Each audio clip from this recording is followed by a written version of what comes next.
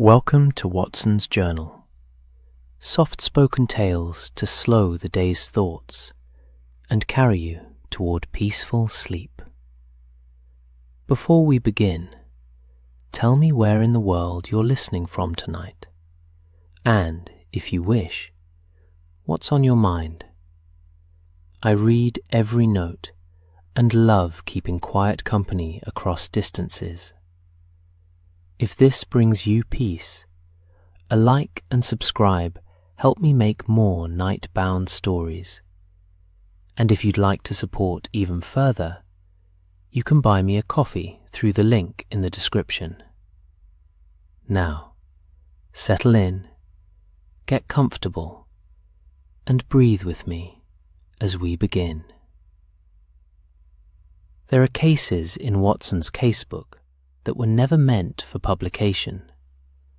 Not because they lacked interest, quite the contrary, but because the people at their centre were still living, still carrying the weight of what had happened, and still deserving of the quiet that resolution had finally given them. This is one such case. Watson kept it for years in a locked drawer, beneath a bundle of letters he no longer opened, and he returned to it sometimes, in the late evenings, when the fire had burned low and the street outside had gone still. Not because it frightened him, though there was one detail at the very end that he could never entirely explain away, but because it reminded him, gently and persistently, of something important about the work he and Holmes did together. That solving a mystery and healing a wound are not always the same task, and that the kindest investigations are sometimes the ones that end in deliberate silence. He called it, in his private notes, the nursery case. He never gave it a more formal title. Some things, he felt, deserved to remain small. It began, as a surprising number of things did, on a Tuesday afternoon in late October, when the fog had settled over London with the patient confidence of a landlord who knows he cannot be evicted. Baker Street was doing what Baker Street did best in such weather, absorbing it. The gas lamps had been lit earlier than usual, their light pressing weakly against the grey, and the cobblestones below the window of 221B had taken on that particular sheen that made them look as though the street itself had been varnished overnight. Watson was sitting in his usual chair by the fire, which was burning well.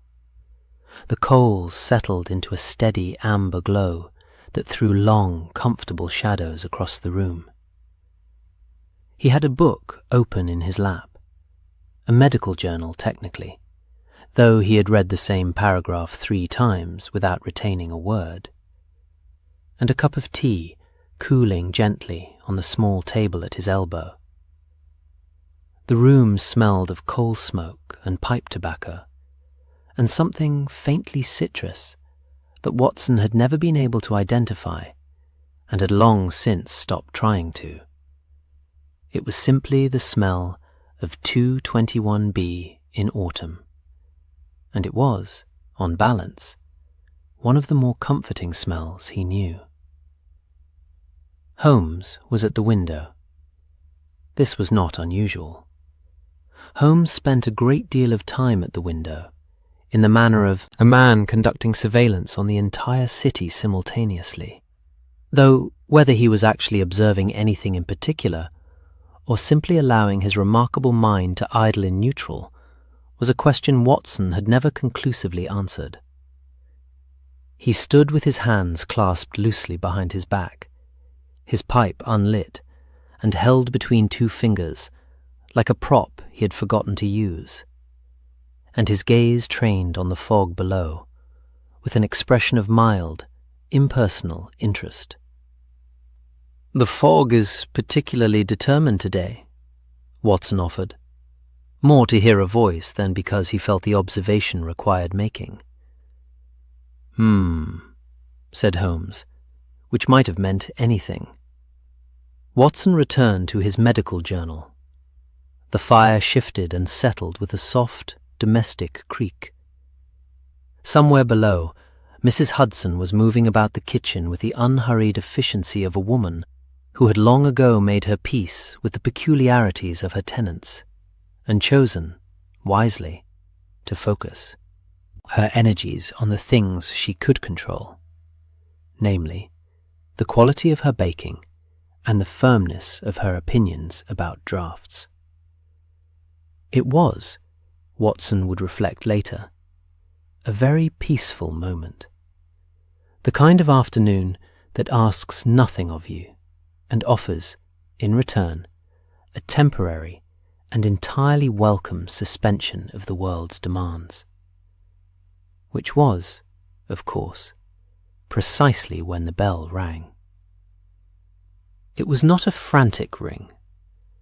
Watson noted this afterward because it seemed, in retrospect, significant. A great many people who came to Baker Street in distress rang the bell in a manner that communicated the distress before any words had been spoken. Sharp and insistent, the mechanical equivalent of a shout. This ring was different. It was deliberate, measured. The ring of someone who had thought carefully about whether to come at all, and having decided to come, was determined to do so with composure. Holmes turned from the window at the sound of it. His expression did not change precisely, but something in it sharpened. The particular quality of attention that Watson had come to recognize as the difference between Holmes at rest and Holmes beginning to be interested. "A woman," Holmes said, "alone. She's been standing outside for some minutes before ringing. You can hear it in the quality of the ring. Too controlled for someone who arrived in urgency. She composed herself on the step." Watson set down his journal. "You can deduce all of that from a single ring of a bell?" "I can deduce it from the pattern of rings over the past 3 years. People who stand outside and deliberate always ring in exactly that way. Something between announcement and apology." Watson did not argue the point. He had learned, over the course of their acquaintance, that arguing such points with Holmes was an occupation that consumed a great deal of time and produced very little satisfaction. They heard Mrs. Hudson's voice below, a low, reassuring murmur, and then footsteps on the stairs. Soft footsteps, regular. Again, that quality of careful composure that Holmes had identified, made audible. The knock at the door, when it came, was equally precise. "Come in," said Holmes, moving away from the window at last and settling into his chair with the smooth, unhurried motion of a man arranging himself for an interview he expected to find worthwhile.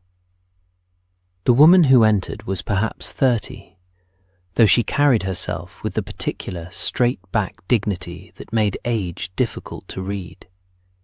She might have been younger or older, and the impression would have been much the same. She was dressed neatly but not expensively, in a dark wool coat that had been well cared for, and a hat that was entirely practical and entirely undecorated. The hat of a woman who had long since decided that her circumstances required her to be taken seriously rather than noticed. Her gloves were grey. Her boots were dry and slightly muddy at the heel, suggesting she had walked a portion of the way and taken a cab for the rest.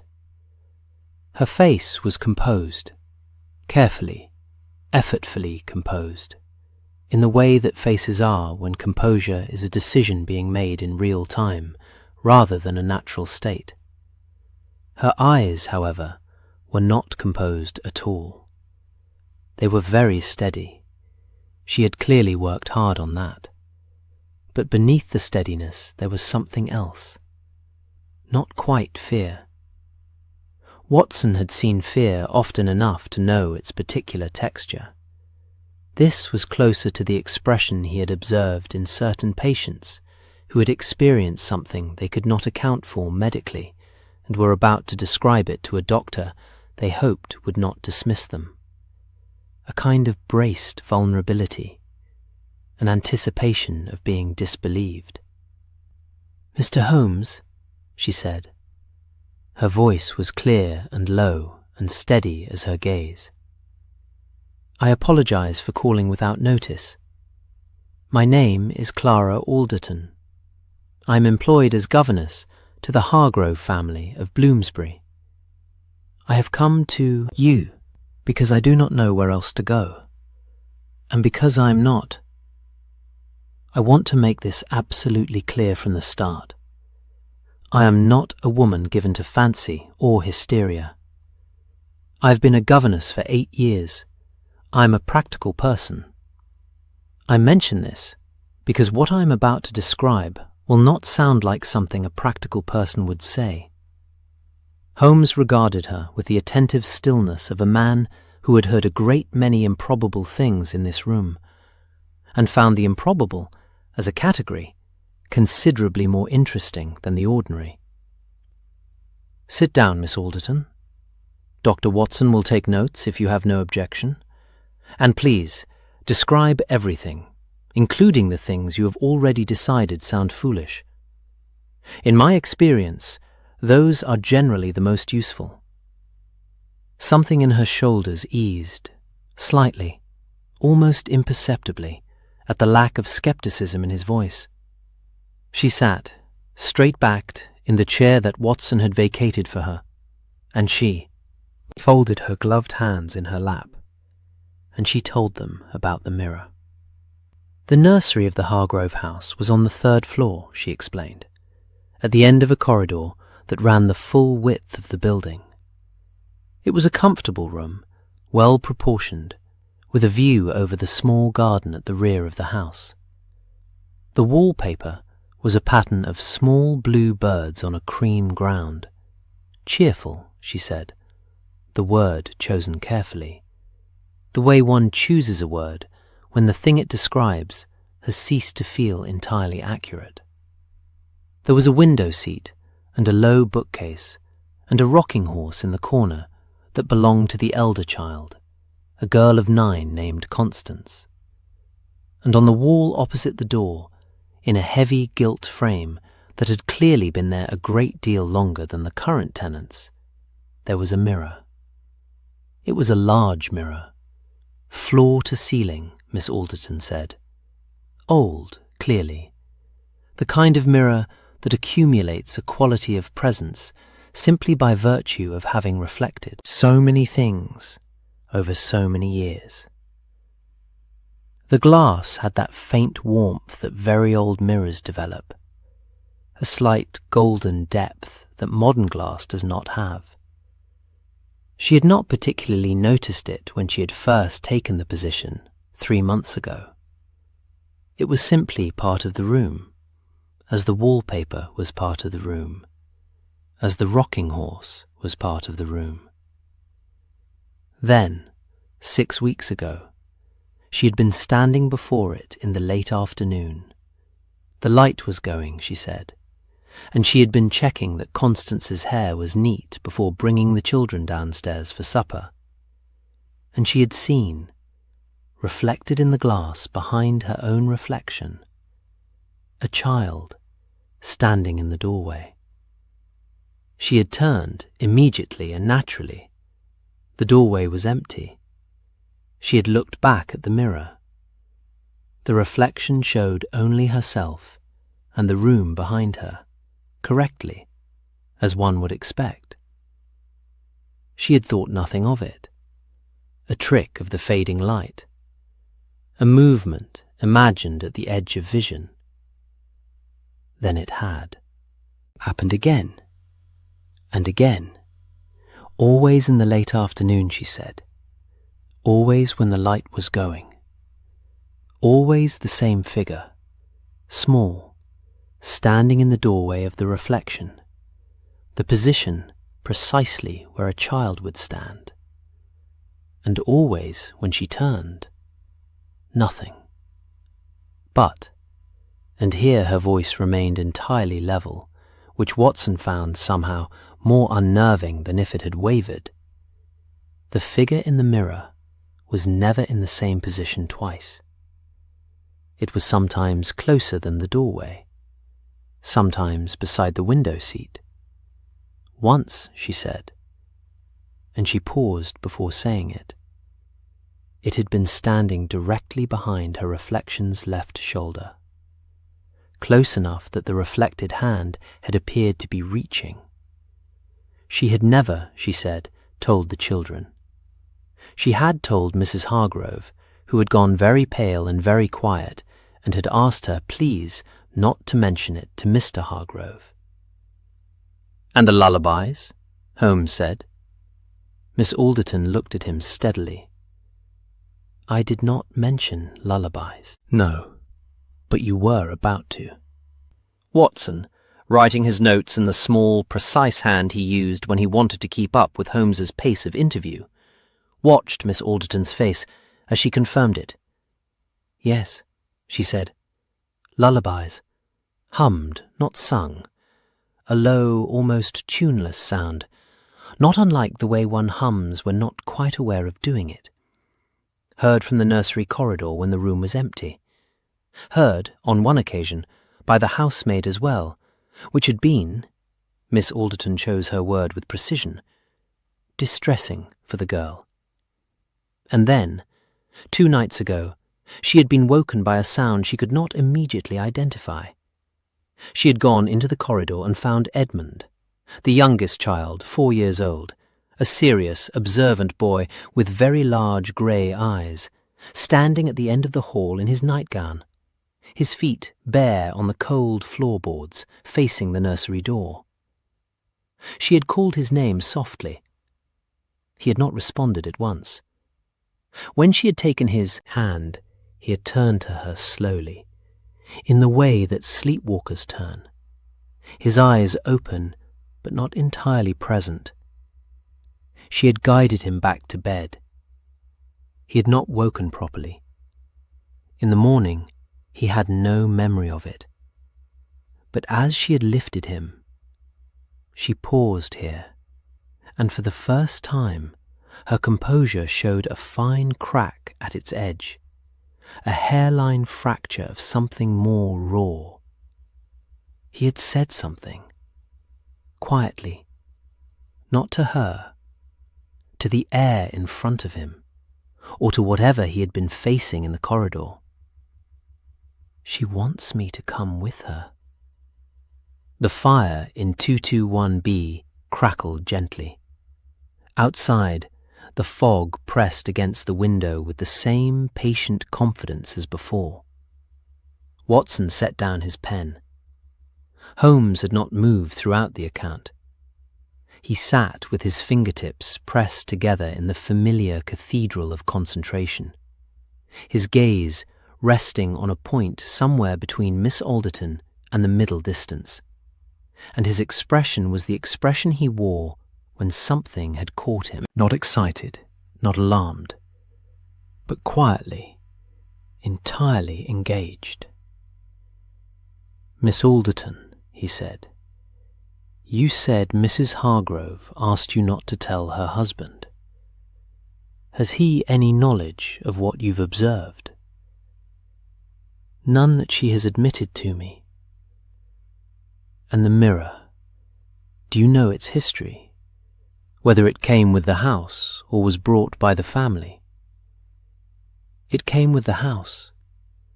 Mr. Hargrove took the lease 18 months ago. The house was empty for some time before that. The mirror has, I believe, always been in the nursery."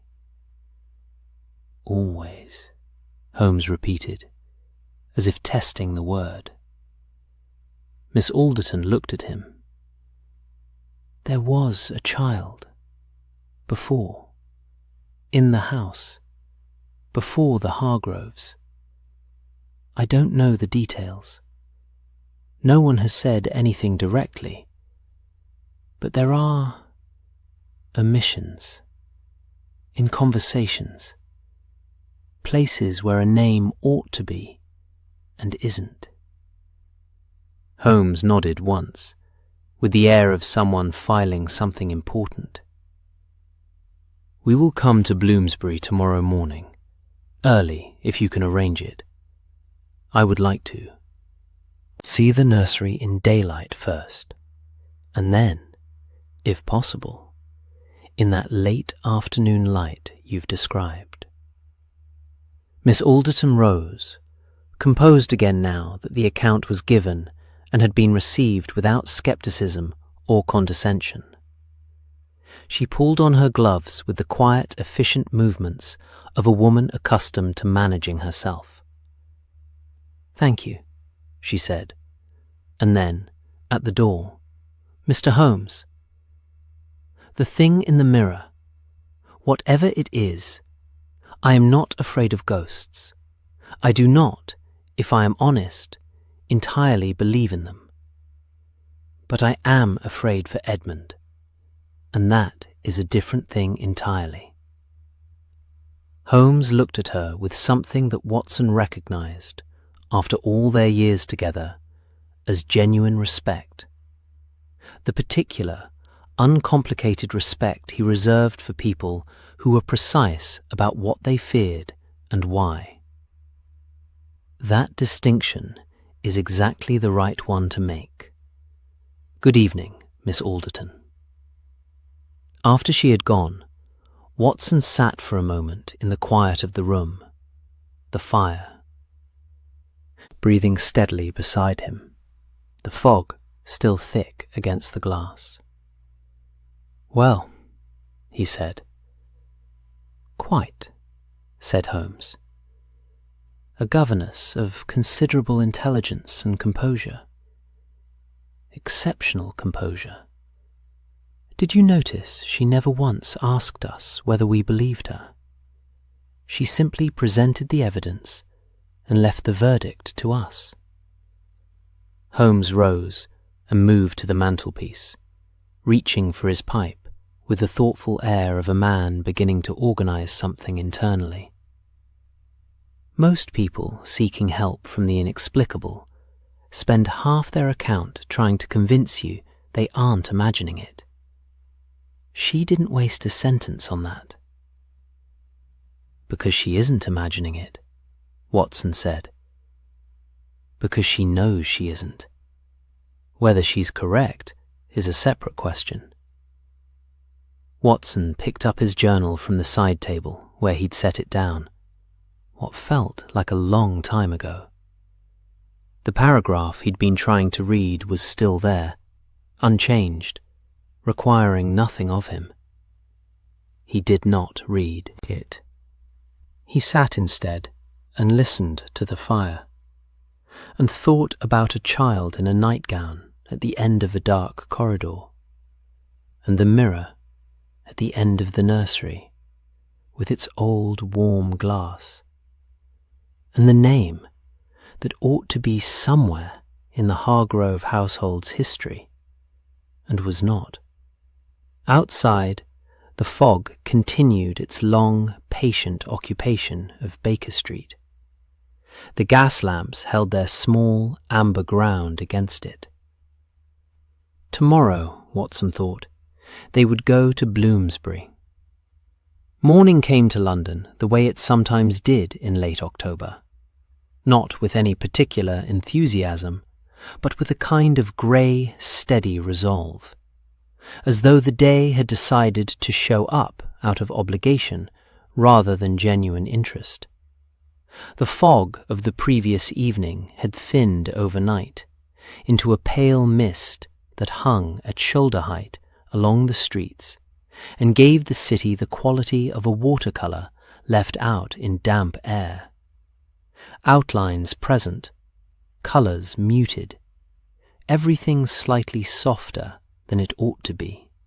Watson was at breakfast before Holmes, which was not unusual, and had finished his eggs and was on his second cup of tea, when Holmes appeared from his bedroom, already dressed, already wearing his coat, and with the particular focused energy of a man whose mind had been working through the night, and was now ready to present its preliminary conclusions to the world.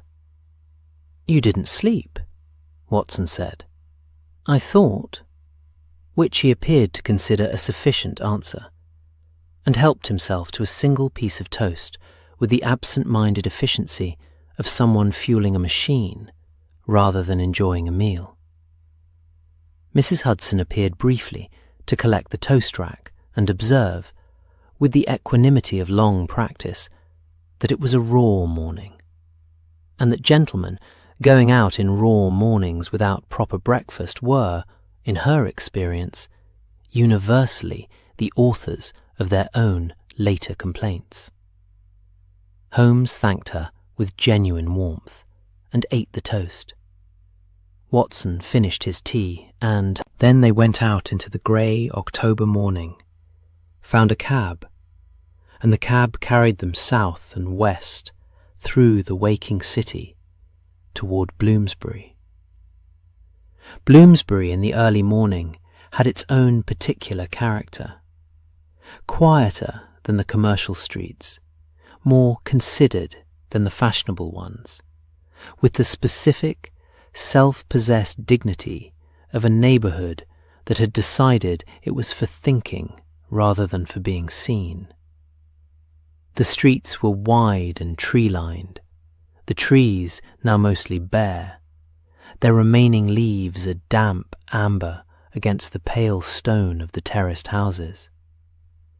Gardens sat behind iron railings, small and formal, and slightly melancholy in the way that London gardens always were in autumn, as though they were politely waiting for spring, without any great confidence it would arrive.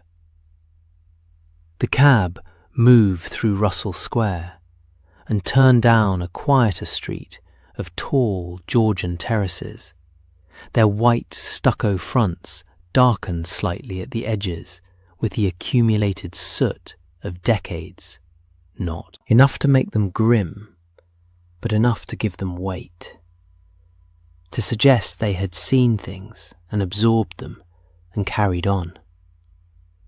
Number 42 was indistinguishable from its neighbours in most respects. 4 stories, 6 windows across the front, iron railings enclosing a small area below street level where the servants' entrance sat, a flight of stone steps leading up to a black-painted front door with a brass knocker in the shape of a lion's head. The lion looked, Watson thought, as though it had been polished recently and conscientiously, which told him something about the household standards before he had even entered it. Miss Alderton was waiting at the top of the steps. She had, Watson noted, positioned herself in a way that suggested she had been watching the street, not anxiously, but with the alert patience of someone who had made a decision and was ready to move forward with it. "Mr. Holmes? Dr. Watson?" She nodded to each of them with brisk courtesy. "Mr. Hargrove has left for his office. I told Mrs. Hargrove last evening that I had consulted a specialist on certain matters relating to the children's welfare, and that he wished to make a brief inspection of the nursery." She accepted this without question. A small pause. She seemed, if anything, relieved. "And the children?" Holmes asked as they went up the steps. "Constance is at her lessons in the schoolroom downstairs. Edmund is with the nursemaid in the garden. She pushed open the front door. I thought it best they were not in the nursery during your examination. Holmes nodded, already looking. Watson had developed, over the years, the habit of watching Holmes enter a room for the first time. It was, he had come to feel, one of the more instructive things he could do. Not because Holmes announced what he observed, which he rarely did immediately, but because of the quality of attention itself. Most people entering an unfamiliar room look at it. Holmes appeared to listen to it, standing quite still for a moment in the doorway, or just inside, his gaze moving in a pattern that was not quite random and not quite systematic, but something in between. The way a conductor's ear moves through an orchestra, identifying each instrument by its particular voice.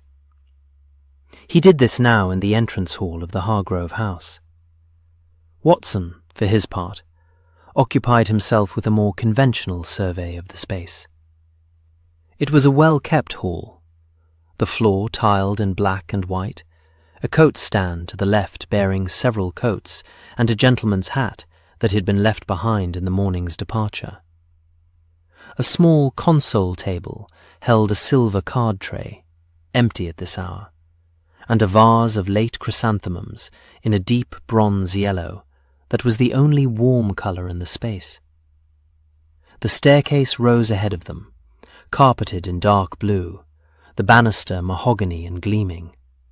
It smelled of beeswax and something faintly floral, and beneath that, the particular clean, cold smell of a house that was well aired and slightly underloved.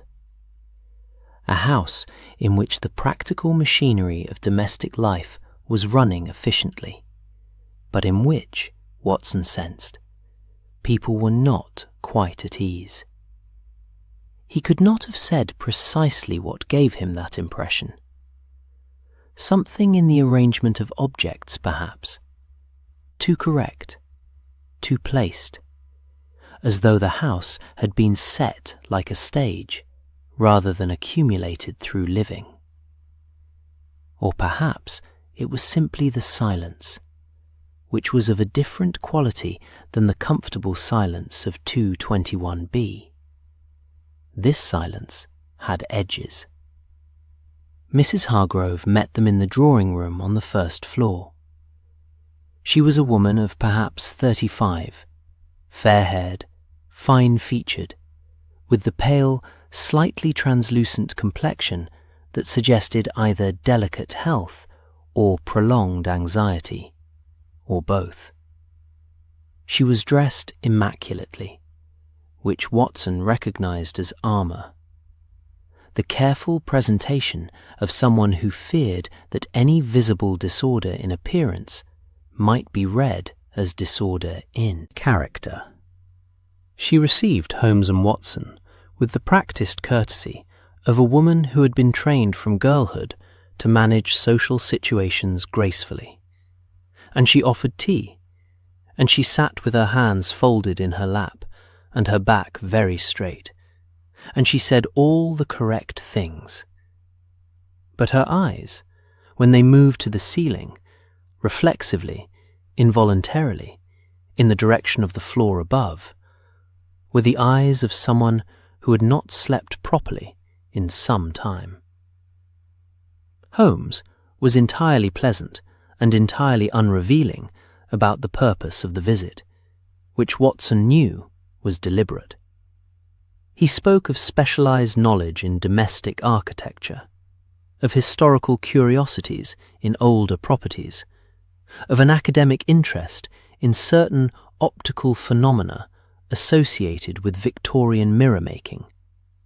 All of it delivered in a tone so conversational and unthreatening that Mrs. Hargrove visibly relaxed by degrees, the way a person relaxes when they become convinced that the doctor examining them has found nothing immediately alarming.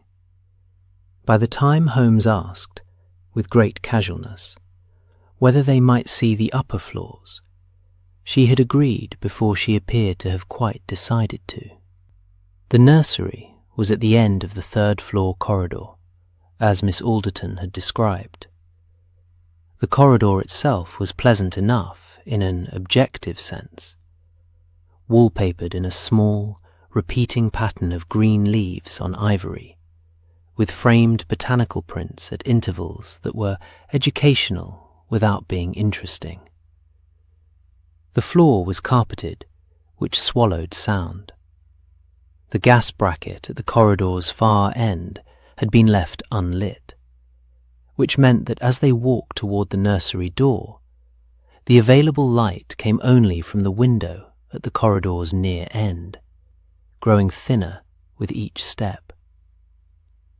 It was not dark precisely, but it was the kind of corridor that became dark easily, Watson thought, and would do so very quickly once the afternoon light began to fail. Miss Alderton opened the nursery door.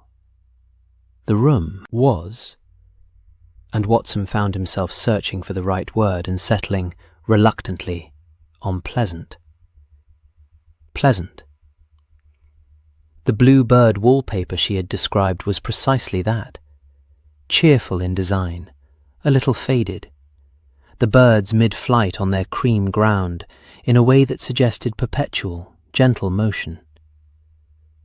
The window seat ran beneath a wide sash window that looked out over the rear garden, where Watson could just make out a small figure in a coat and hat, Edmund presumably, crouching to inspect something in the flower bed with the intense, single-minded curiosity of very young children examining the small world at ground level. The rocking horse stood in its corner, painted dapple grey, one stirrup slightly askew. The bookcase held a pleasant assortment of illustrated volumes. A Noah's Ark in painted wood sat on the middle shelf with its cargo of animals in companionable pairs. It was, Watson thought, a room that had been made with care and intention for the comfort of children. It was a good room. And then he looked at the mirror. It was larger than he had imagined from Miss Alderton's description, which was saying something, because he had imagined it as large. Floor to ceiling, she had said, and floor to ceiling it was. A great rectangle of old glass in a heavy gilt frame that must have required considerable effort to install, and would require, he imagined, similar effort to remove. The gilt was ornate in the Victorian fashion, all acanthus leaves and small carved flowers at the corners, darkened in the crevices to a deep brown that made the raised portions seem almost bright by contrast. The frame itself had that quality of confident permanence that suggested it had been here a great deal longer than anything else in the room. Possibly longer than the room as currently configured, possibly since the house itself was young. The glass was old.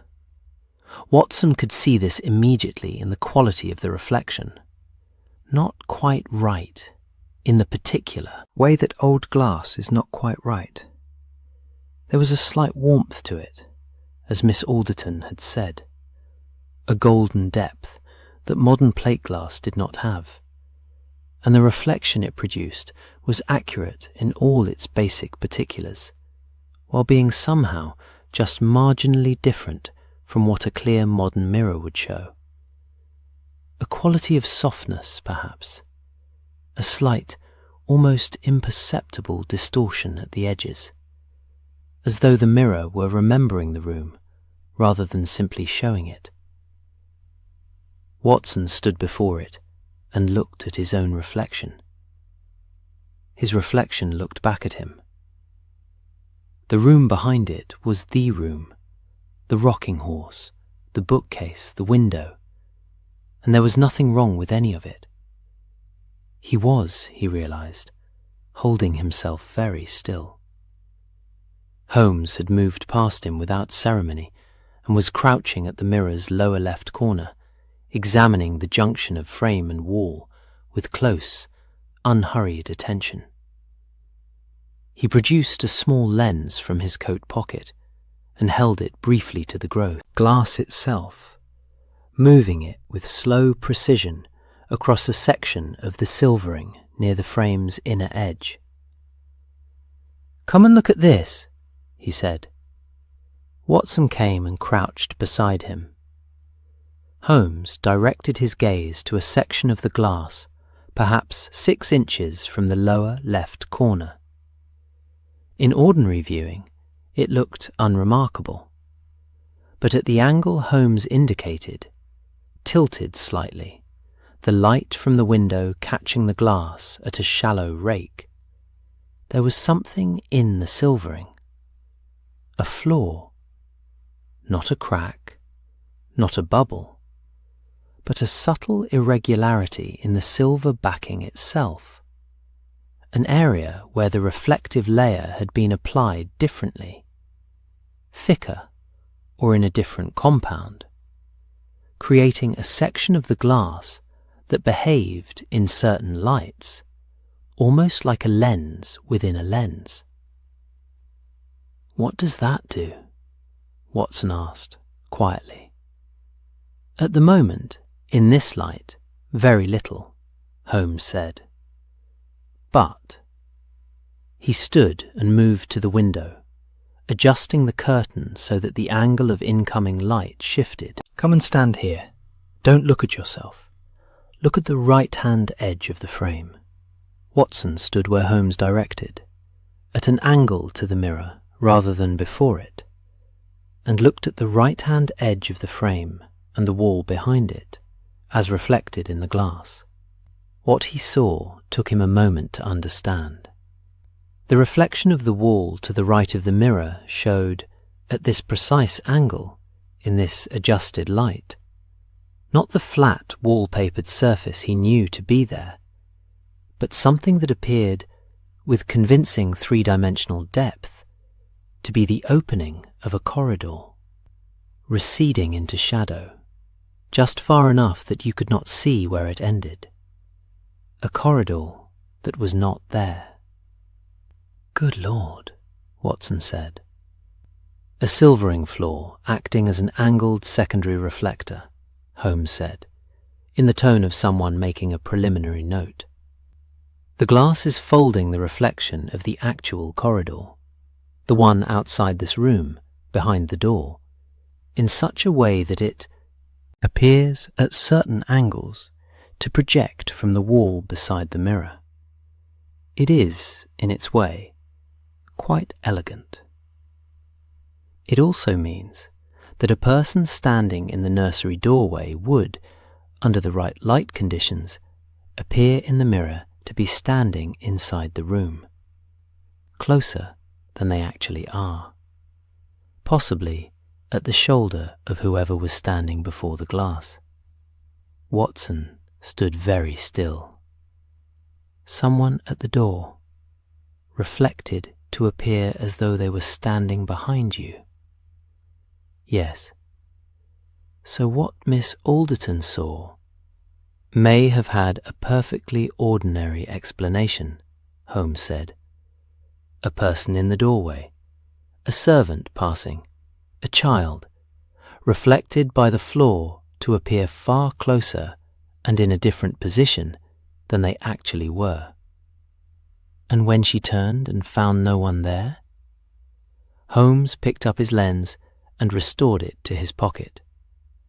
That is the more interesting question. They were in the nursery for perhaps 40 minutes in total.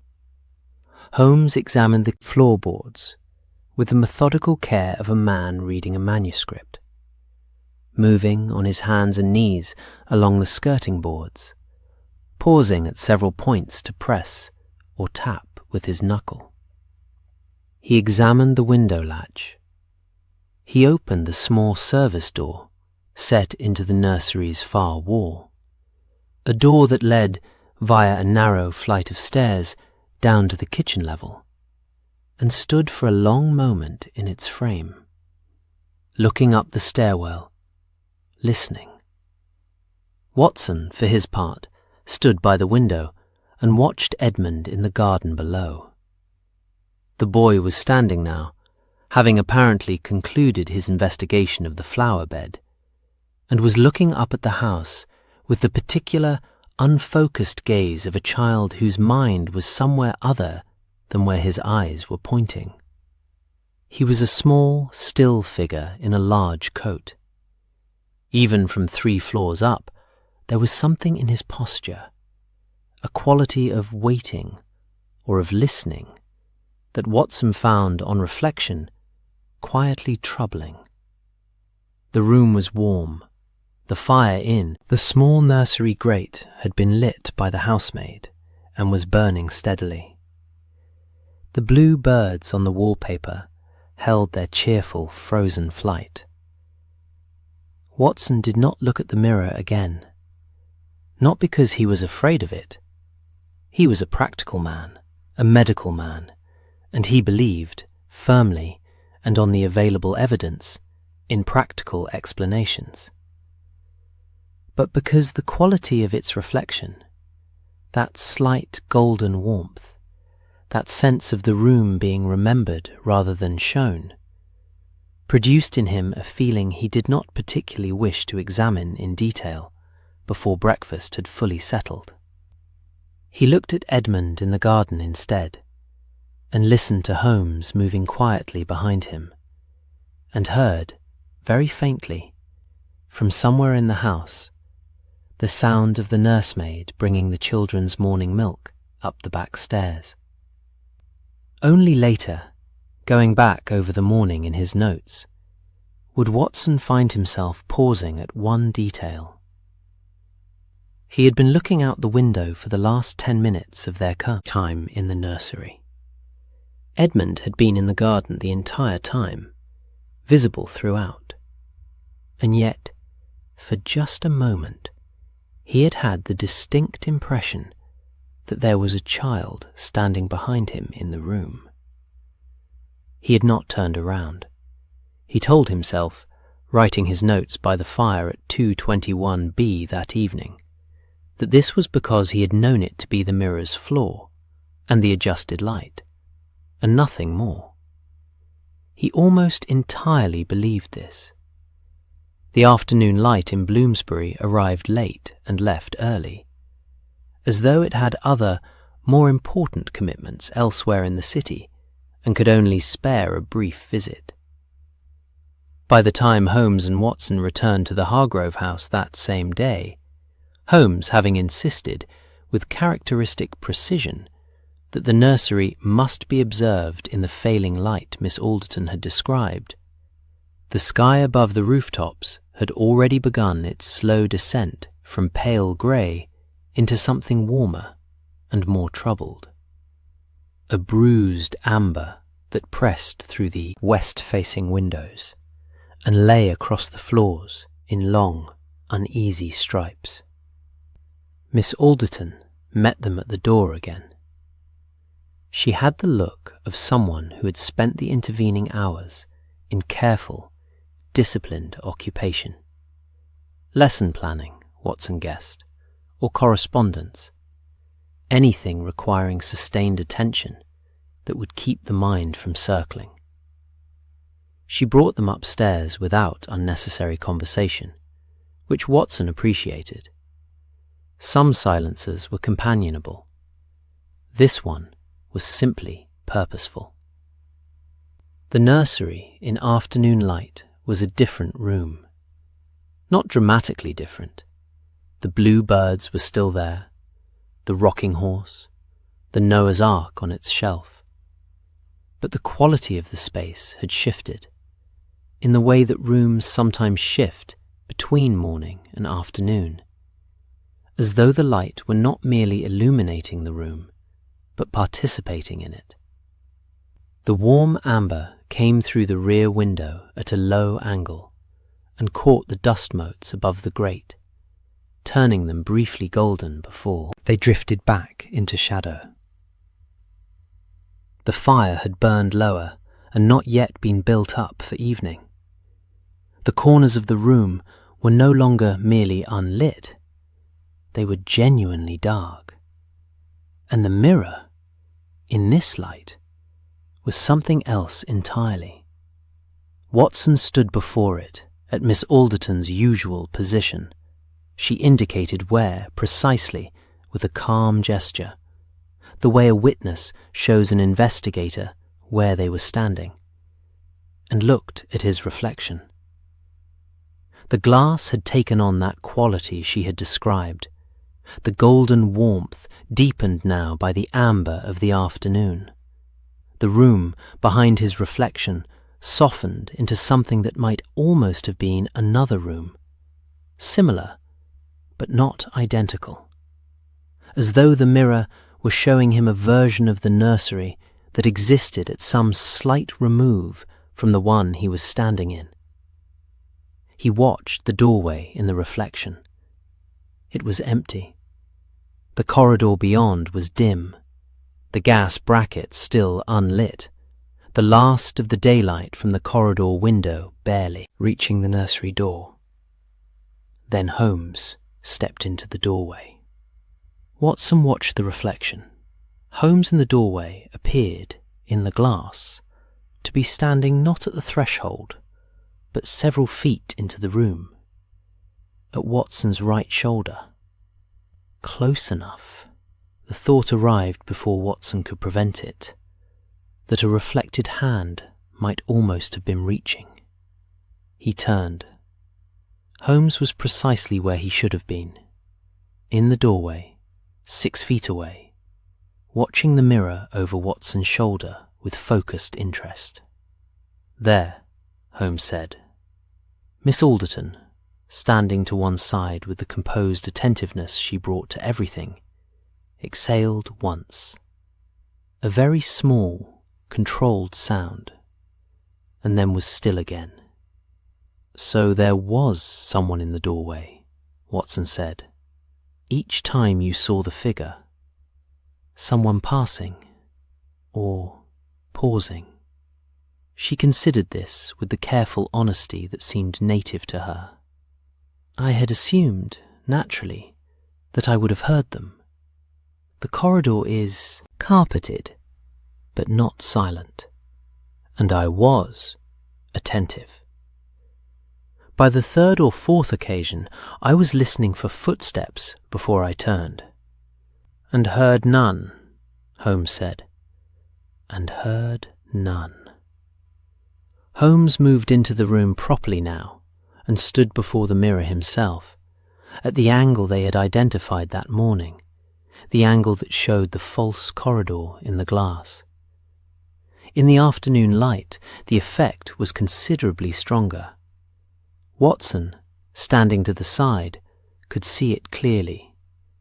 The fold of reflection that presented itself as depth, as recession, as a passageway disappearing into shadow where there was only wall.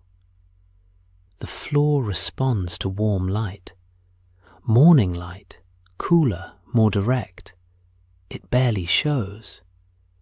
But this... He tilted his head fractionally. "In this light, it is quite convincing." "Convincing enough for a child," Watson said. Holmes did not answer immediately. He was looking at the section of wall to the right of the mirror, actual wall, not the reflection, with the particular focused attention that meant he had noticed something he was not yet ready to name. "Miss Alderton," he said, "how long has the service door at the far end of the room been painted shut?" She looked at the small door in the far wall. I assumed it had always been. I've never had occasion to use it." "It has not always been. The paint is recent, 18 months, perhaps 2 years. There are 3 layers of ordinary house paint over a keyhole that was once regularly used. And the stairwell behind it connects to the kitchen level, as we established this morning. but it also, unless I am mistaken about the house's construction, connects to the half landing on the second floor, near the linen cupboard. Watson looked at him. Someone, Holmes said quietly, who knew the house's internal geography very well, could move between floors without using the main staircase, without being heard on the carpeted corridor, without being visible to someone standing before this mirror. He touched the painted door with 2 fingers, not pushing, simply confirming its resistance, until they chose to be visible, for just long enough, in the doorway. The amber light shifted slightly as a cloud moved somewhere above the city. The mirror's false corridor deepened for a moment, then softened. "But why," Watson said, "would anyone? That is Act 2. We are still in Act 1.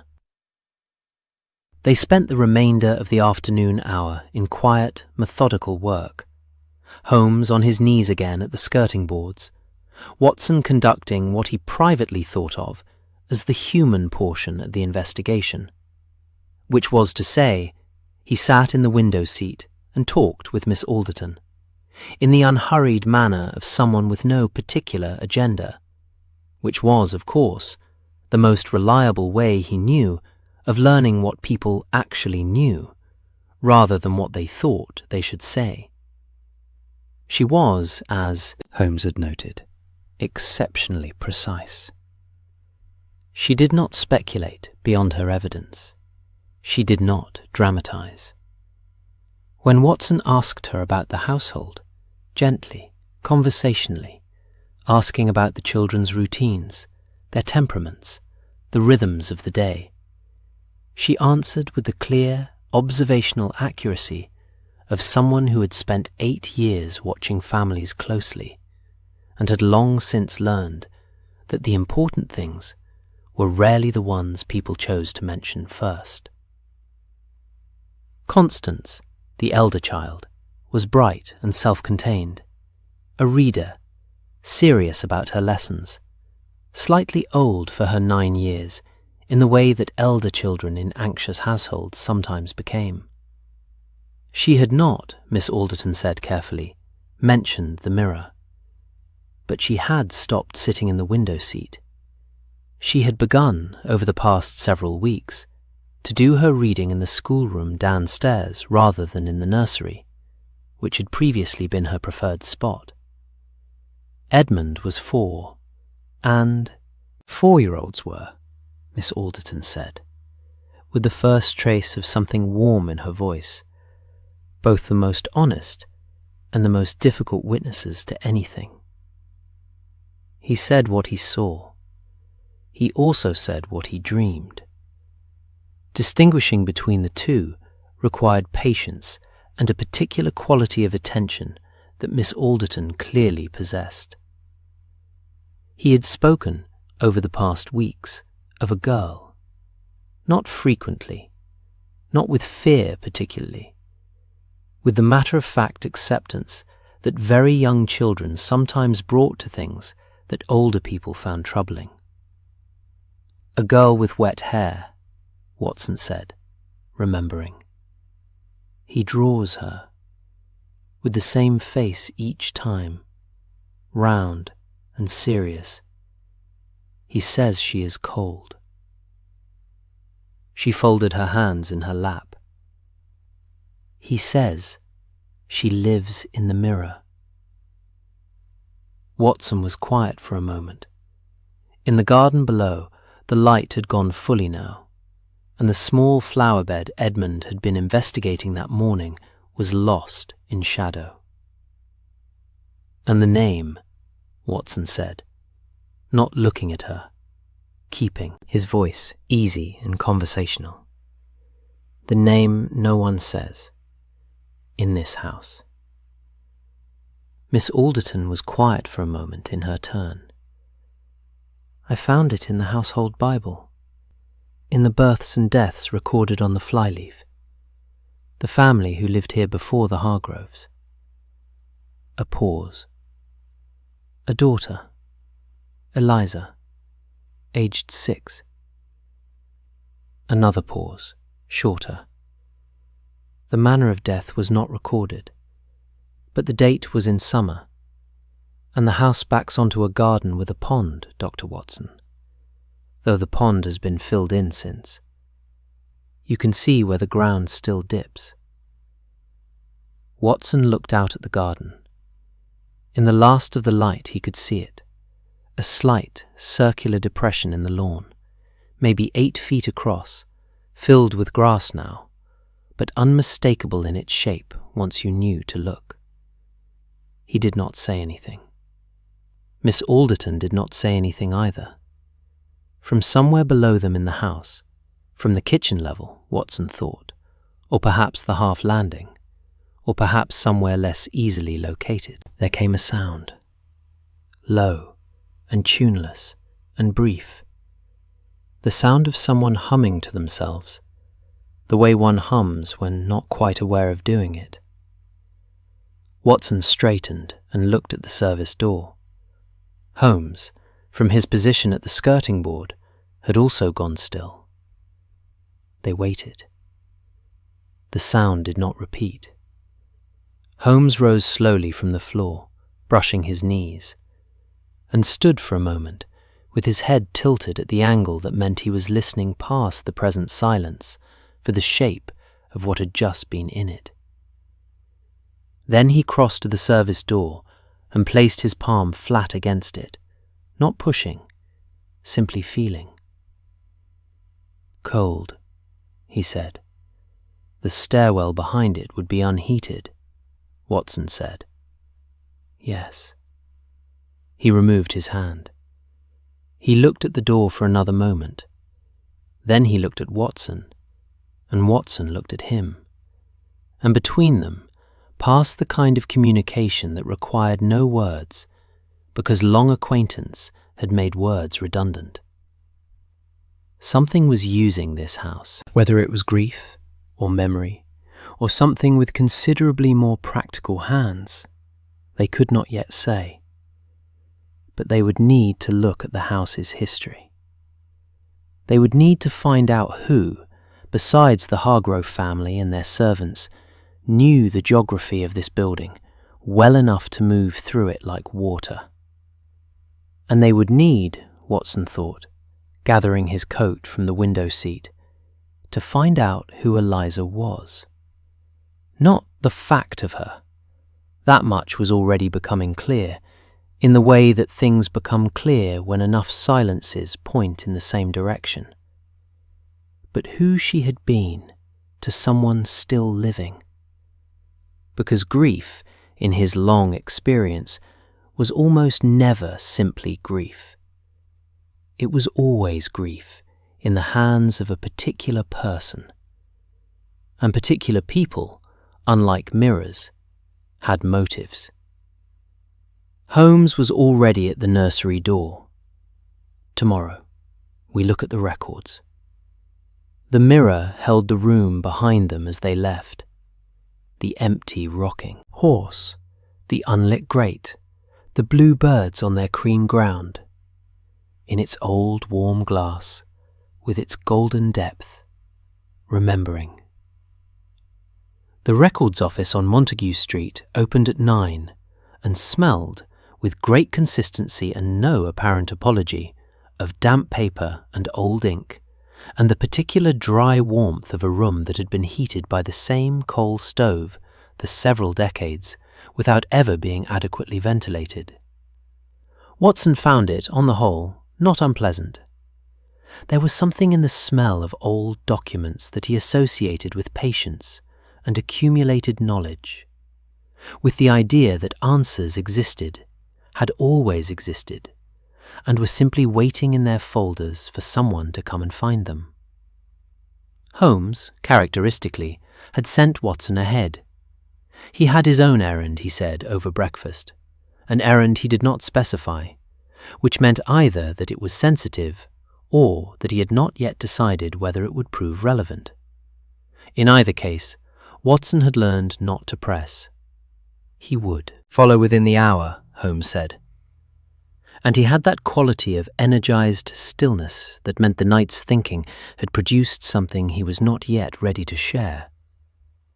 So Watson went alone, with a notebook and his most patient manner, and presented himself to the clerk, a small, careful man of late middle age, who wore his responsibility for the county's historical documents with the quiet seriousness of a curator, and explained, with only a moderate degree of invention, that he was researching the occupancy history of a property in Bloomsbury for a client with certain architectural interests. The clerk accepted this without visible skepticism. In Watson's experience, clerks in records offices rarely questioned the stated reasons for inquiries. They had seen too many people come through their doors with the particular, slightly evasive air of someone who needed information they preferred not to fully explain. And they had long since made their professional peace with this. The Bloomsbury property records were thorough, as London property records tended to be. Watson worked through the relevant ledgers with the methodical patience that medical training instilled, following the chain of tenure backward from the Hargroves' current lease. Before the Hargroves, the house at number 42 had stood empty for 14 months. This was not in itself unusual. Properties in that part of Bloomsbury sometimes stood between tenants for considerable periods, particularly larger houses whose upkeep required both means and staff. But 14 months was on the longer end of ordinary, and Watson noted it. Before the vacancy, the house had been occupied for 11 years by a family named Calloway. Edmund Calloway, profession listed as solicitor, wife Catherine, children listed at the lease's commencement as 2, a boy, Thomas, and a girl. The girl's name was recorded in the careful copperplate of the original entry as Eliza. Watson sat for a moment with this. Then he turned to the civic records the clerk had helpfully produced alongside the property ledgers: birth registrations, death registrations, the administrative machinery of lives and their endings. And he found what he was looking for, with less difficulty than he had anticipated, and with considerably more weight than he had prepared for. Eliza Catherine Calloway, born in the house at number 42, died in the same house in the summer 6 years later of drowning. The record was a single line: date, name, cause, age, in the same careful copperplate, as though the recorder had felt no particular obligation to distinguish between the administrative facts of a life and those of its ending. 6 years old, drowned, summer. Watson closed the ledger. He sat for a moment in the warm, papery silence of the records room, the coal stove breathing steadily at the room's far end, and he thought about a garden with a pond that was no longer a pond, and a child's name recorded on the flyleaf of a household Bible, and a small boy drawing the same serious face again and again, and saying, with 4-year-old matter-of-factness, that she was cold. Then he opened his notebook and wrote down what he needed, and asked the clerk, with genuine courtesy, whether there were any records relating to the Calloway family's subsequent address after vacating the Bloomsbury property. There were. The clerk produced them with the quiet satisfaction of a man whose filing system had once again justified his faith in it. Holmes arrived as Watson was finishing his notes. He came through the records office door with the light, quick step of someone whose morning had been productive, and cast a brief, comprehensive look at Watson's open notebook in the manner of a man reading a page at a glance. And he sat down in the chair beside Watson's table and said, without preamble, "The Calloway boy. Thomas. He is 31 now. He works as an agent for a property firm on Southampton Row." Watson looked at him. "You found him already?" "I found him last night. I found where he worked this morning. Property agents who specialize in residential leasing in Bloomsbury are not, as a category, numerous." He picked up Watson's notebook without asking. This was so habitual as to have ceased being a discourtesy years ago, and read the relevant entries with quick, silent attention. "Eliza. Yes. I suspected something of the kind." "How?" "The house stood empty for 14 months. In a desirable street in Bloomsbury, in a period of strong residential demand." Holmes set the notebook down. "Landlords do not leave good properties empty for over a year without cause. A property that is difficult to let, because of reputation, because of rumour, because of something that happened within it that prospective tenants somehow become aware of, can stand empty for precisely that kind of duration. And then a family arrives who have not heard the rumour, or who did not believe it, or who needed the house badly enough to take it regardless. The Hargroves took a lease at, I would be willing to wager, somewhat below the street's typical rate." Watson thought of Mrs. Hargrove's pale face, her careful composure, her eyes moving involuntarily to the ceiling. "She knows," he said. "Mrs. Hargrove. Not everything, perhaps, but she knows something happened in that house. She knows enough to have asked Miss Alderton not to tell her husband," Holmes agreed, "which suggests she suspected, when they took the lease, that there was history she would rather he not investigate. People accept discounted rent for reasons, Watson. They simply prefer not to examine them too directly." They walked from Montague Street towards Southampton Row in the late morning, the air cold and damp, carrying the smell of the city. Coal and horse and wet stone, and the faint underlying sweetness of bread from a bakery somewhere on the next street. London, in late October, had a particular texture underfoot.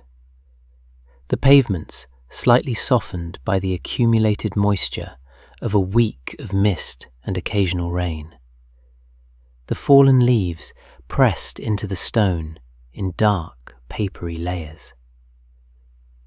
Watson told Holmes what he had found: the drowning, the date, the duration of the subsequent vacancy. And Holmes listened in the way he listened when information was confirming a pattern he had already begun to construct, with small, precise nods at intervals, and the occasional brief silence that meant he was adjusting the pattern to accommodate the new detail. "Someone," Watson said carefully, as they turned onto Southampton Row, "who grew up in that house, who lost a sister in that house, who perhaps feels, with some justification, that what happened there has never been properly—" He paused, finding the word. "Acknowledged." "Grief is one possibility," Holmes said. He was scanning the street ahead with the quiet, habitual surveillance that was simply how he moved through the world. Grief which has, over 11 years, found a more practical channel. "You think he wants the house back?" I think a property agent who specializes in Bloomsbury residential leasing and who grew up in a specific Bloomsbury property is a coincidence of a particular richness. Holmes paused before a door, above which a modest brass plate announced the offices of Harrington and Grieve, property agents. And I think we should ask him. Thomas Calloway was a thin man, neatly dressed, with sandy hair going grey at the temples, and the careful, professionally pleasant manner of someone in a client-facing occupation. He received them in a small office that smelled of correspondence and linseed oil, and he offered them chairs, and he assumed, reasonably given their appearance and manner, that they were prospective clients. When Holmes explained, with his characteristic directness softened by his equally characteristic social fluency, that they were in fact inquiring about his connection to a property in which they had a professional interest, Thomas Calloway's pleasant manner did not exactly disappear, but something beneath it shifted, in the way that ground shifts slightly before it shows a crack. He was composed. Watson gave him that. He had, Watson thought, been composed about this for a long time. The composed, carefully maintained composure of someone who has made a daily, private practice of being composed about something. He confirmed, without particular hesitation, that he had grown up in the house in Bloomsbury. He confirmed that his family had left it after his sister's death. He confirmed, with a brief, controlled tightening around the eyes, that he was aware the property had subsequently been let to the Hargrove family. "You arranged the lease," Holmes said. It was not a question. A pause, brief but present. "Harrington and Grieve handle a number of properties in that area," Calloway said. "You arranged this particular lease," Holmes said again, "and at a rate somewhat below market value, which your partners may or may not have found entirely straightforward to explain." Calloway looked at Holmes for a moment, with the look of a man reassessing the conversation he thought he was having. "I wanted to know that the house was lived in, that there were children in it." He stopped, started again. "Eliza died in that house, in the garden. She was 6 years old and she fell into the pond, and there was no one near enough." He stopped again. His hands, flat on the desk, were very still, in the deliberate way that hands are still when their owner is preventing them from moving. The house stood empty afterward, for over a year. I used to walk past it sometimes, the empty windows. He exhaled. I thought if a family were in it, children, it seemed better.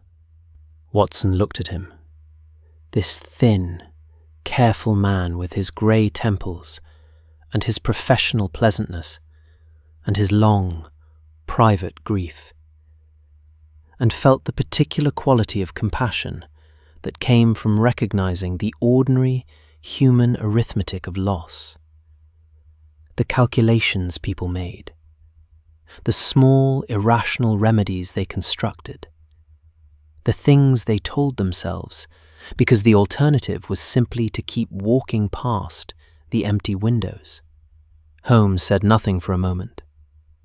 Then, "Mr. Calloway, the mirror in the nursery, the large gilt-framed mirror on the north wall, did it belong to your family?"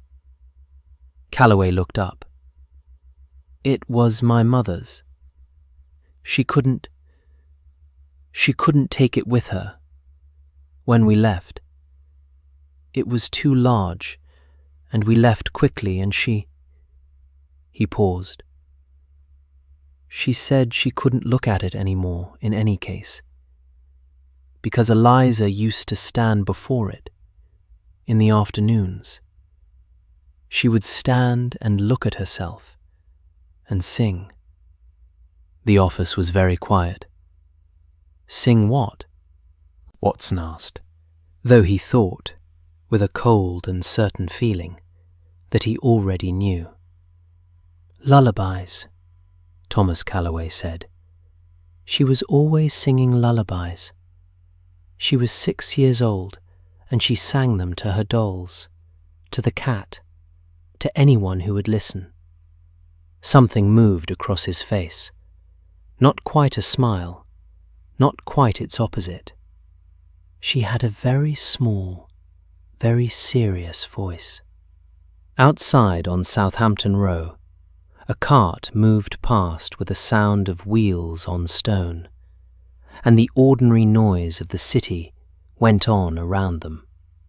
And Watson sat with his notebook open on his knee, and did not write anything for a moment, because here was something the records had not told him, that no floor plan could show, that no examination of silvering floors could account for: the particular, irreducible weight of a name that a family had stopped saying, not because they had forgotten, but because they remembered too well. They walked back from Southampton Row through the grey afternoon, and for a time neither of them spoke. This was not unusual between them. Watson had always valued the particular quality of Holmes's silences, which were never empty, but rather densely occupied. The outward stillness of a mind moving at considerable speed through its interior architecture. He had learned, over the years, to inhabit these silences comfortably, to walk beside Holmes through the city without feeling the social obligation to fill the quiet, and to wait for the moment when Holmes would surface from wherever he had been and begin, in his own time, to speak. The city moved around them as they walked, a costermonger with a barrow of late-season apples calling his prices to an indifferent street, 2 clerks hurrying past with their coat collars turned against the cold, a woman in a doorway shaking a rug with the vigorous, rhythmic authority of someone who had lost patience with it. Pigeons negotiated the pavement ahead of them with their characteristic air of mild grievance. Gas lamps were beginning to be lit along the wider streets, though the sky had that deep, flat grey that arrived in late October and announced, without sentiment, that afternoon was a formality, and darkness would be arriving earlier than advertised.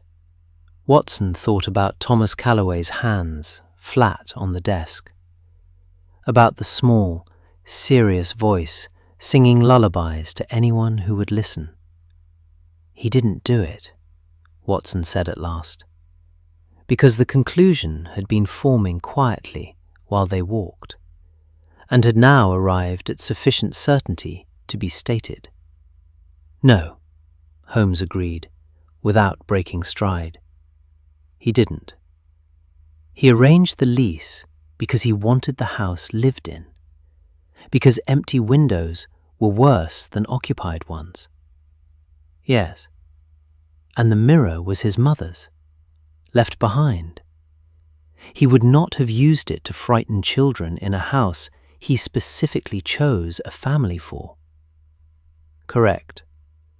Thomas Calloway is a man who has spent 11 years trying to make a quiet, private peace with something that does not entirely allow it. He is not our architect. He paused at the corner of a street to allow a carriage to pass, then moved on. But he pointed us somewhere useful, without knowing he was doing so. Watson waited. The house stood empty for 14 months, Holmes said, during which time Calloway walked past it. Regularly, he told us, with the particular candour of someone who has never admitted this to anyone before. He is not the only person who would have had reason to watch that house during its vacancy. He glanced at Watson briefly. Who else knew that house intimately? Who else had reason to be nearby? Who else would have known about the mirror, the service stairs, the garden, the pond? Watson considered. Someone who knew the Calloways, a neighbour, a family connection. Or, Holmes said, someone whose professional relationship to the property gave them legitimate reason to be in and around it during those 14 months of vacancy. Watson stopped walking. Holmes did not stop, but he slowed, and there was in his expression the particular quality of patient satisfaction that he wore when a companion had arrived independently at the correct door. The caretaker, Watson said. Someone managing the property during the vacancy. Harrington and Grieve employed a property caretaker for the Bloomsbury house throughout its empty period. A man who would have had keys, who would have known every room, every staircase, every door painted shut, and every silvering flaw in every mirror. He resumed his normal pace. I obtained his name this morning from the firm's junior clerk while you were in the records office. His name is Gerald Fitch. He is 53 years old. He is currently employed as a handyman by 3 properties on the same street as number 42, one of which is the house immediately adjacent to the Hargroves. Watson absorbed this.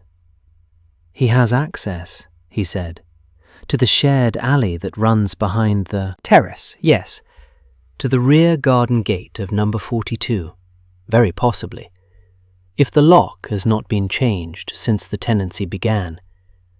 And given that Mr. Hargrove appears to be a man who concerns himself with his office rather than his household maintenance, I would not be surprised if it had not been. Holmes turned up his collar against a gust of cold air that came around the corner with the cheerful malice of October wind. And he would have known the house during the Calloway years. He would have known Eliza. He would have known about the pond. But why? Watson said. What reason could Fitch possibly have to frighten a family out of a house he has no claim to? Holmes was quiet for a half step, which meant the answer was one he found more interesting than straightforward. That I intend to discover this afternoon. Gerald Fitch was found, after a brief inquiry at the adjacent property, in the small yard behind number 44, replacing a section of broken fencing with the unhurried competence of a man who had been doing practical work for 30 years and saw no reason to rush any of it. He was a broad, weathered man with large hands and a face that had been arranged by time and outdoor work into an expression of permanent, moderate resignation. He looked at Holmes and Watson with the mild, assessing wariness of someone who recognized that 2 well-dressed men appearing in his yard in the afternoon were not there about the fence. Holmes introduced them without pretense of another purpose.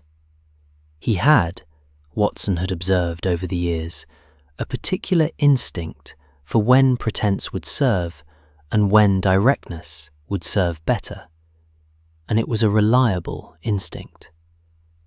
With men like Fitch, practical, observant, not easily deceived, and not inclined to be patient with being managed, Directness was always the better instrument.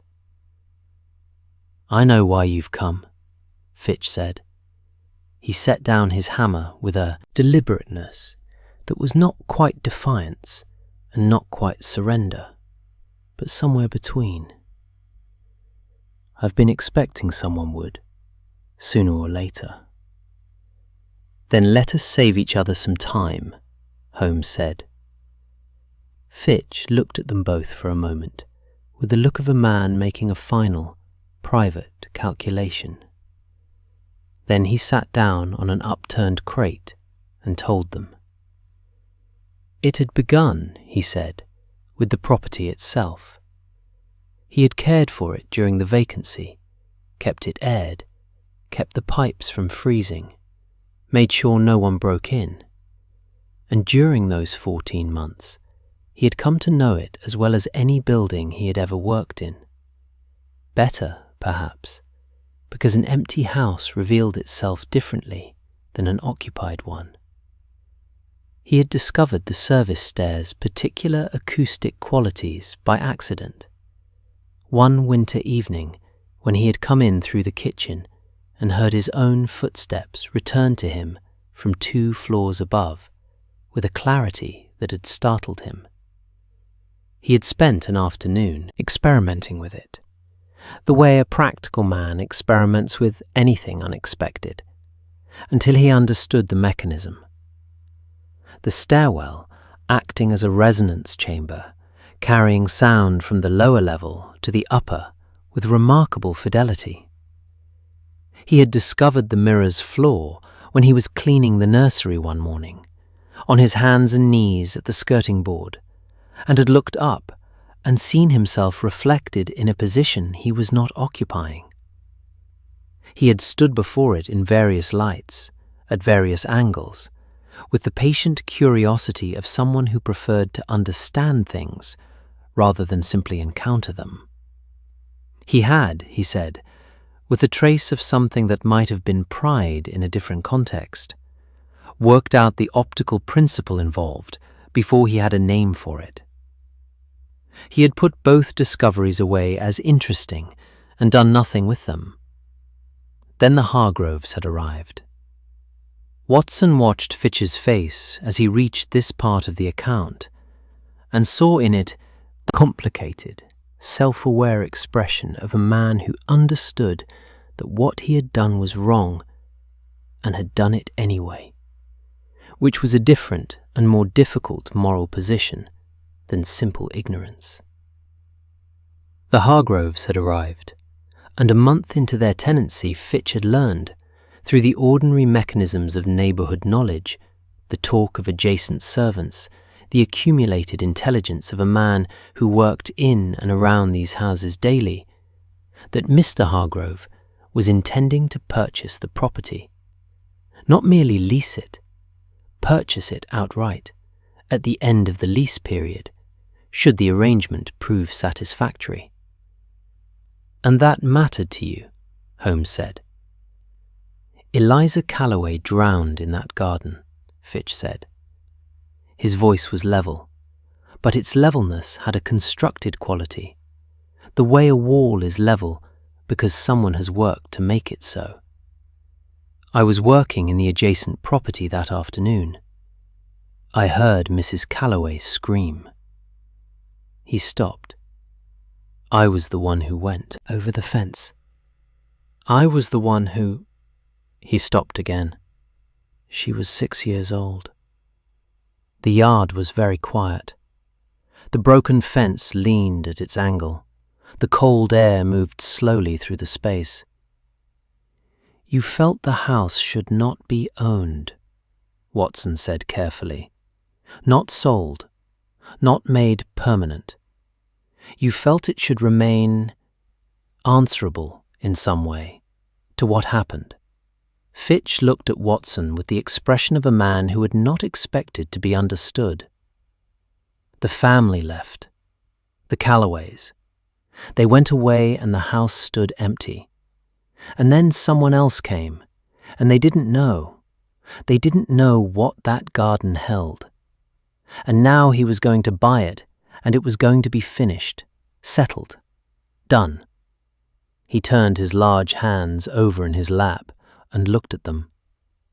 I didn't want anyone hurt. I want that said plainly. The children, I never intended— Edmund, Watson said. A 4-year-old child was found sleepwalking toward an open window. Fitch went pale, genuinely pale, the colour leaving his face with the swiftness of something draining. I didn't know about the window. I swear to you, I had no part in any window. I came through the rear gate on 3 occasions in the evening after the household had settled. I used the service stair. I stood in the nursery doorway, briefly, twice, to be seen in the mirror. I used the stairwell to carry sound upward. He looked at Holmes. The window was not me. Holmes regarded him for a long moment with the particular, focused stillness that meant he was reading a man the way he read a scene, taking the measure of what was present and what was absent, what rang true and what did not. No, Holmes said at last. I don't believe it was. Watson looked at him.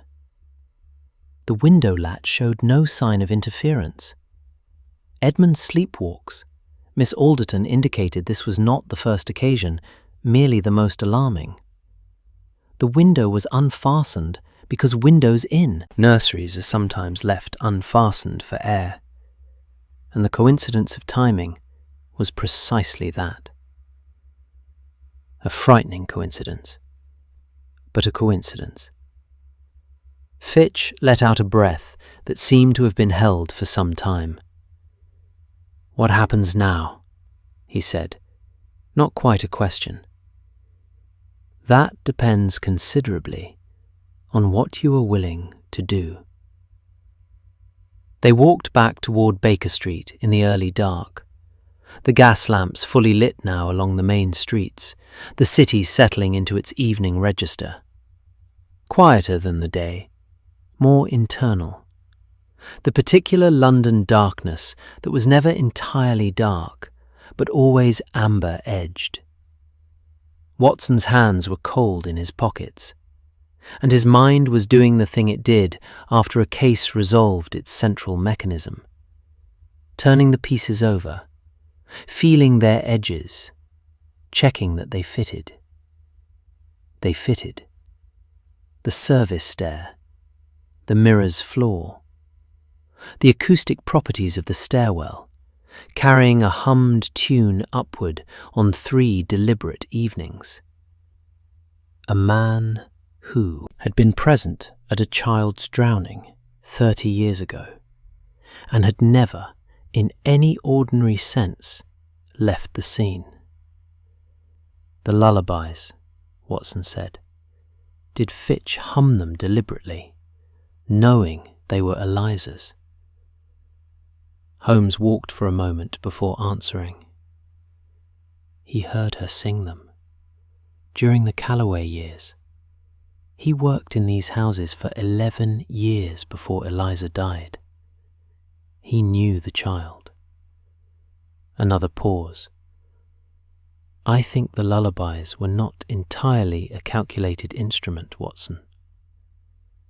I think they were something else, wearing the costume of a plan.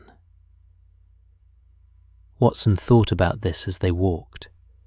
Grief, he thought, was almost never simply grief. He had said this to himself in the records office, and it remained true, and it remained insufficient, because grief was also, sometimes, love with nowhere left to go, turning itself into whatever shape the available space permitted. He did not say this aloud. Holmes would either agree or produce a more precise formulation, and Watson found, this evening, that he preferred to keep the thought his own. Ahead of them, Baker Street waited. Its lamps, its familiar stones, its smell of coal and fog, and the promise of Mrs. Hudson's fire built up against the cold. There was still the question of how to end this. Gently, Holmes had said to Fitch, in the yard behind number 44, "This can end gently, if you are willing." And Fitch had looked at him with the exhausted relief of a man who had been prepared for a harder landing. Tomorrow, Watson thought. Tomorrow, they would go back to Bloomsbury, and Holmes would find the kindest available truth, and offer it to the people who needed it most. That was, after all, the real work. The mechanism was the easy part. They returned to Bloomsbury the following morning, but not first to the Hargrove house. Holmes had sent a note the previous evening. Watson did not ask to whom, and Holmes did not volunteer it, and this was a rhythm of their partnership that had long since ceased to require explanation. By the time they arrived at number 42, a carriage Watson did not recognize was already waiting at the curb, and inside the Hargrove drawing room, arranged with the slightly careful positioning of people who had not chosen to be in a room together, were Mrs. Hargrove, Miss Alderton, and Thomas Calloway. Calloway looked as though he had not slept. He held his hat in his lap and turned it slowly by its brim, a small, repetitive motion he appeared unaware of. Mrs. Hargrove sat very straight, as she always sat, but the armour of her posture had a different quality this morning. Not defensive, Watson thought. Braced. She had, he suspected, known some version of this conversation was coming from the moment Miss Alderton had introduced a specialist with an interest in the nursery. She was a perceptive woman. She had simply been waiting to find out which truth would arrive and how hard it would land. Miss Alderton, as ever, was composed. She had made tea. Watson found this quietly moving, the instinct, under uncertainty, to do the practical and considerate thing. Holmes stood before the fireplace and spoke for perhaps 10 minutes. He did not perform it. That was the thing Watson noticed most, reflecting on it afterward. Holmes, who was capable of considerable theatrical effect when the occasion suited, chose none of it here. He spoke in the same tone he might use to describe a walk he had taken or a passage he had read. He explained the mirror's flaw. He explained the service stair. He explained Gerald Fitch, his access, his method, his 3 evenings in the house. And he explained, with care and without embellishment, why Fitch had done it. Not to excuse it, but because the why, in this particular case, was inseparable from everything else, and omitting it would have been a kind of dishonesty that Holmes, whatever his other qualities, did not practice. He said Eliza's name, clearly and without hesitation, in a room where it had not been said aloud for some time. Something happened in that room when he said it. Watson felt it rather than saw it. A shift in the quality of the air, the way pressure shifts before weather changes. Calloway's hands went still on his hat brim. Mrs. Hargrove closed her eyes briefly, and when she opened them again, something in her face had changed. Not broken, not collapsed, but released, as though a word held under considerable pressure had finally been allowed out. She was 6 years old, Calloway said. He had said this before, to them in his office, But saying it here, in this house, in this room, was a different thing. Her name was Eliza. She loved lullabies, and she was frightened of moths, and she had a very serious face. He paused. She deserved better than to be a name no one says. Mrs. Hargrove looked at him for a long moment. Then she said, "Yes, she did." It was not a dramatic moment. It was something smaller than drama, considerably more important. Two people, connected by the same house and the same history, and the grief that had been sitting in the walls of the building around them, acknowledging a child who had lived and died here and had never been properly, simply acknowledged. Holmes let the silence sit for a moment, with the patience of a man who understood its value. Then he turned to the practical. Gerald Fitch would not come to the house again.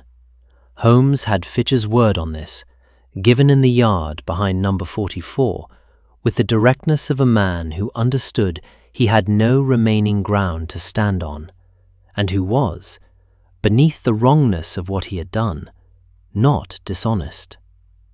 The rear garden gate would be re-keyed. The service stair door, currently painted shut, would be properly sealed and its lock replaced. These were simple things, and they would be done.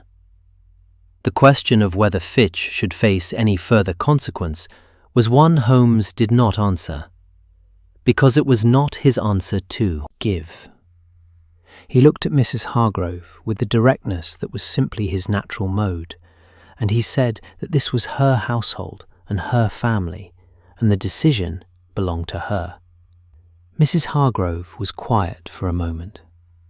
Then she said that Fitch had not harmed her children, and that she understood, if she did not excuse, what had driven him, and that she thought perhaps the matter might be resolved without the machinery of the law, if Mr. Holmes was satisfied that there would be no repetition. Holmes said he was satisfied. Calloway, as they were all preparing to rise, asked a question. He asked it carefully, to Mrs. Hargrove, with the diffidence of someone who has no claim and knows it. Whether it might be possible, at some point, in whatever way suited the family, to sit in the garden, just once, where the pond had been. Mrs. Hargrove looked at him for a long moment.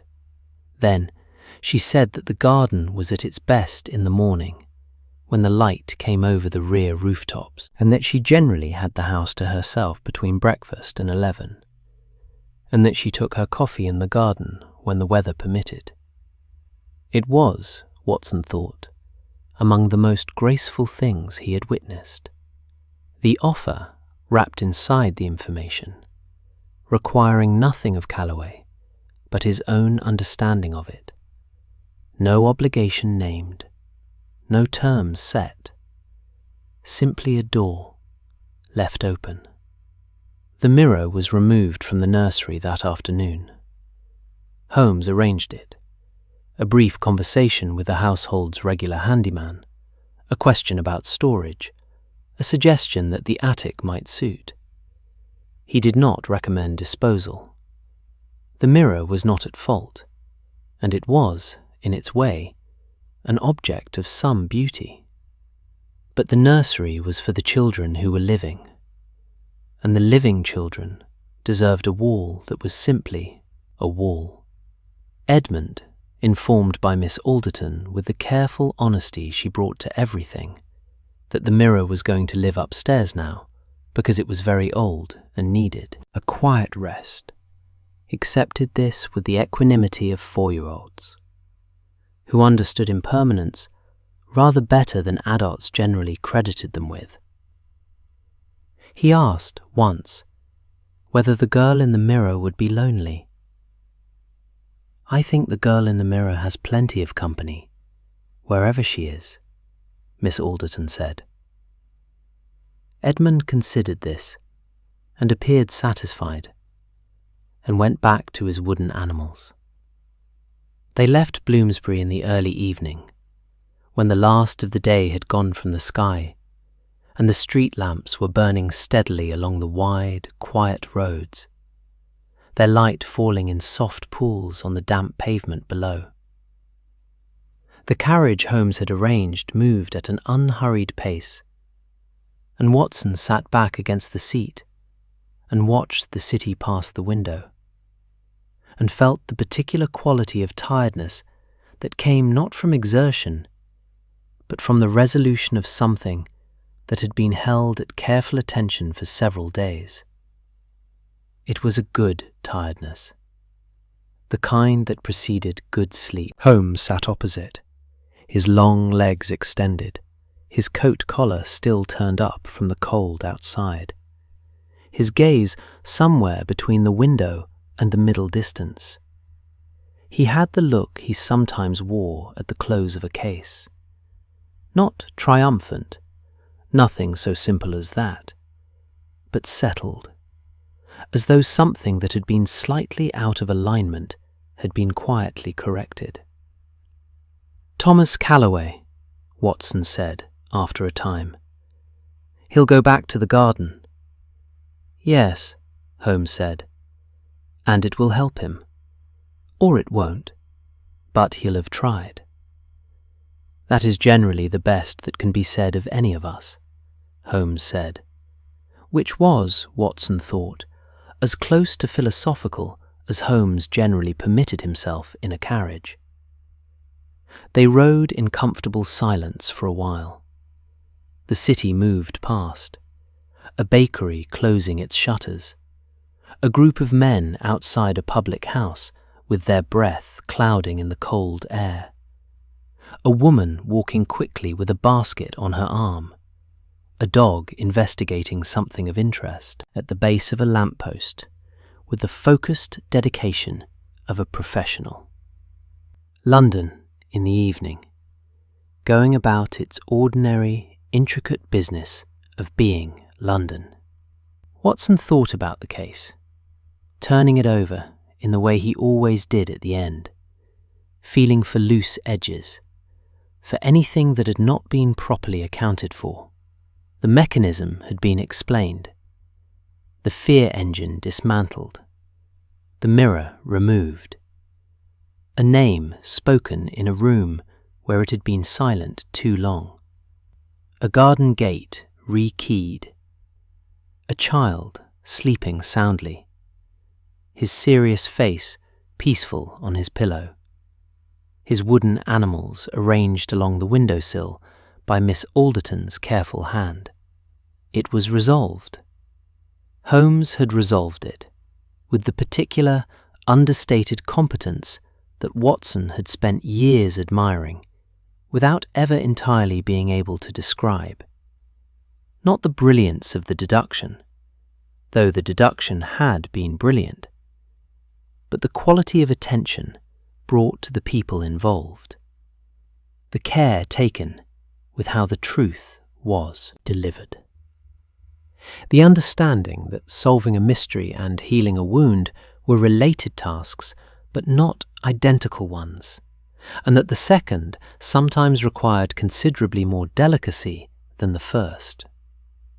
Watson looked out at the passing street, and thought that he would write this case down. He always thought this. He always did write them down. But this one he would keep private, not for reasons of complexity or sensitivity of method, but for the family's sake, for Calloway's sake, for Eliza's sake. In whatever way a 6-year-old girl who had been a name not spoken for 11 years could be said to have a sake in the matter. He would keep it in the locked drawer beneath the letters. He would return to it sometimes. He thought he probably knew that already. 221B was warm when they arrived. Mrs. Hudson had built the fire up in anticipation. She had an unerring instinct for when they would return from something that had required sustained effort, and responded to it with the practical, unsentimental warmth that was her particular form of care. The room smelled of coal and pipe tobacco, and something baked earlier in the day that lingered agreeably in the air. The chairs were in their places. The lamp on Watson's side table was lit. Watson settled into his chair with the slow, deliberate ease of a man arriving somewhere he intends to stay. And Holmes took his own chair across the fireplace and reached for his pipe. And for a time, they were simply there, two men in a warm room at the end of a long day, the fire doing its steady, ancient work between them. Watson poured the tea that Mrs. Hudson had left waiting, handed Holmes his cup, received a brief nod that contained, in Holmes's particular vocabulary of acknowledgement, something genuinely warm. The fire settled with a soft, domestic sound. Outside, Baker Street was going quiet. The last carriages of the evening, a distant voice, the measured step of a constable on his beat. The fog had returned, thinner than before, lying along the street in drifts that the lamplight turned faintly golden. Watson opened his notebook, not to write, simply the comfortable habit of having it open, the slight weight of it in his hands, the smell of ink and paper. He looked at his notes from the nursery, the mirror's flaw, the service stair, Edmund's serious face, the girl with wet hair who lived in the mirror and was cold. He turned back a page to his notes from the records office. Eliza Catherine Calloway, the single administrative line of her ending. He closed the notebook. He thought about something that had been sitting quietly at the edge of his attention since the previous afternoon, something he had not mentioned to Holmes, and which he was not entirely sure he would mention. He had been in the nursery with Miss Alderton after the mirror had been taken down and the wall was simply a wall again, helping to shift the window seat cushion that had been dislodged in the process. The room had been bright with afternoon light, entirely ordinary, the bluebirds cheerful on their cream ground, the rocking horse standing peacefully in its corner. He had been about to leave when he had heard it, very faint, very brief, from the floor below, or possibly the floor above, the acoustics of the house being what they were, a sound barely at the threshold of hearing, low and tuneless and gentle, the sound of someone humming to themselves, the way one hums when not quite aware of doing it. He had stood very still. Miss Alderton, in the doorway, had also gone still. Their eyes had met across the empty room. Then it was gone, and the house was simply quiet, and Watson had picked up his coat from the window seat and said nothing, and Miss Alderton had said nothing, and they had gone downstairs together without discussing it. Fitch had not been in the house. Watson was certain of this, certain in the practical, evidential way that Holmes had trained him to be certain of things. The rear gate was already rekeyed, the service door properly sealed. There was no mechanism remaining. There was no one in the nursery.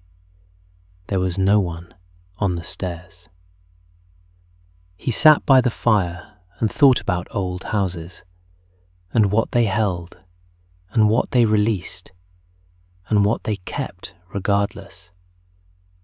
Across the fireplace, Holmes was smoking quietly, his gaze on the middle distance, his expression unreadable in the comfortable way that Holmes's expression was sometimes unreadable. Not closed, simply interior, present in the room and also somewhere else. Watson thought about asking whether Holmes had heard anything in those last minutes in the house. He decided in the end not to, because Holmes had heard it. Watson knew this with the same quiet certainty with which he knew a great many things about his companion, not from evidence precisely, but from the particular quality of Holmes's silence on the subject. The silence of someone who has filed something away not because it was unimportant, but because it belonged to a category for which he had not yet, and perhaps would never, find the correct drawer. Some things, Watson thought, deserved to remain small. He picked up his medical journal from the side table where it had been sitting, neglected since Tuesday afternoon. The same paragraph was still there, waiting without complaint. Outside, the fog lay golden along Baker Street. The fire breathed steadily. Watson read his paragraph, and this time the words went in.